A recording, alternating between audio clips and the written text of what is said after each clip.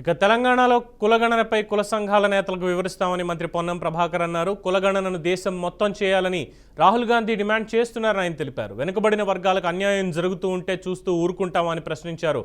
BRS నేతలు సర్వేలో పాల్గొన్నారని, అవహేళన మాత్రం చేస్తారని ఎద్దేవా చేశారు.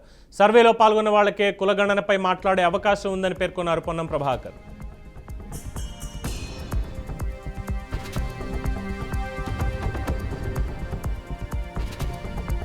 ఇక బీసీలకు 42% సీట్లు ఇచ్చేందుకు మా పార్టీ సిద్ధంగా ఉందన్నారు. బీఆర్ఎస్ నేతలు వెనుకబడిన వర్గాలకి క్షమాపణలు చెప్పాలన్నారు.